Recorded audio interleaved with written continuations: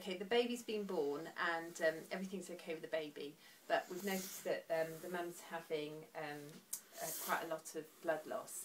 And so I'm not going to do this in particular order, but I'll go through the various different things I'd need to do in what's termed as a postpartum hemorrhage. Postpartum hemorrhage is something, is where any sort of blood loss compromises the woman.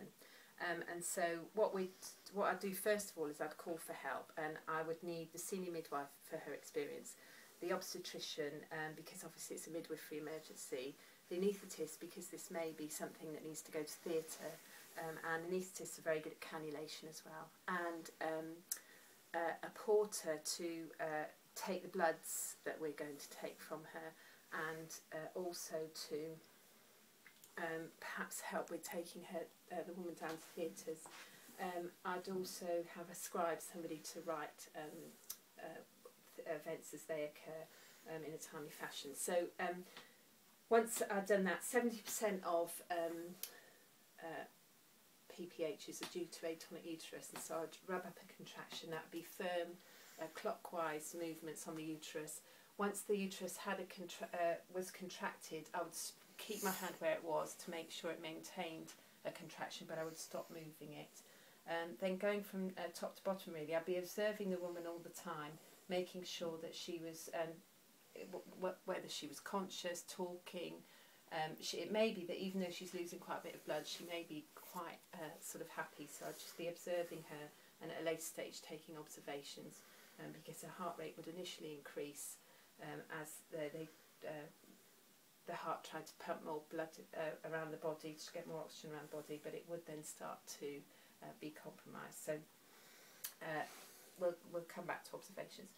Then I would look to cannulate 2 large bore 16 gauge grey cannulas. In one arm it would be to actually give fluids, a colloid, to help rehydrate the blood vessels, followed by a crystalloid. Some people would do it in the other way around, but the crystalloid would rehydrate the surrounding tissue, because she'd be losing quite a lot of fluid. I'd be assessing all the time the blood loss that she was having. I'd also, on her other arm, I would take bloods for full blood count to check her haemoglobin levels, check her clotting factors, see if this was a thrombotic issue. I'd also be taking group and save, and possibly cross-match, because another thing that she may need is blood. The sort of gold standard is really giving blood. O negative is the universal blood that we could give her in this situation, but between 4 and 6 units would be really good to give her, if that was at all possible. I would empty her bladder to make sure that it wasn't her bladder that was stopping her uterus contract down. I would also think about what was causing the bleeding. The placenta is out in this case, but I'd get somebody to check that the placenta was complete and there were no ragged membranes or tissue remaining within the uterus.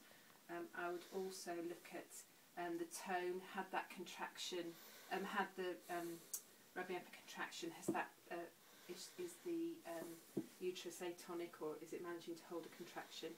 Is there trauma? Has there been a perineal tear, a vaginal tear, cervical tear? Where is the bleeding coming from? And is the bleeding actually, is the blood clotting? Is there a clotting problem that we've got here? I'd also look to, if we've had a managed 3rd stage and the woman had syntocin on IM, I would look to give, if she was hosing, ergometrin, and I can give up to 2 doses of that. If she might have had symptometrin, she could also have 2 doses of that. But ergometrin is a very powerful vasoconstrictor, but also has quite nasty side effects. So depending on what she'd already have, I could give one of those things. Outside of my remit, but within the remit of the obstetrician, would be the possibility of giving her hemobate, which she could have 250 micrograms every 15 minutes, up to 8 times. By the second time of having that dose, we'd be thinking about transferring her to the theatres.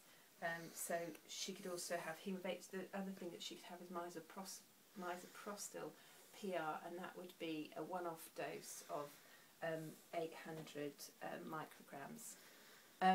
if we weren't in a situation where she could have the obstetricians being involved, then it may be that we'd have to do bimanual compression.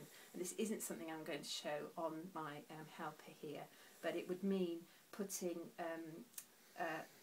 the fist into the anterior fornix and then bringing down the uterus using the bony pelvis and the my fist as a sort of clamp on the living ligatures, and I'd have to remain like that until she was taken to theatres to help with the stopping of the blood. I'm trying to think if there's anything else I haven't covered, but I think going from top to bottom, that's pretty much everything. Thanks.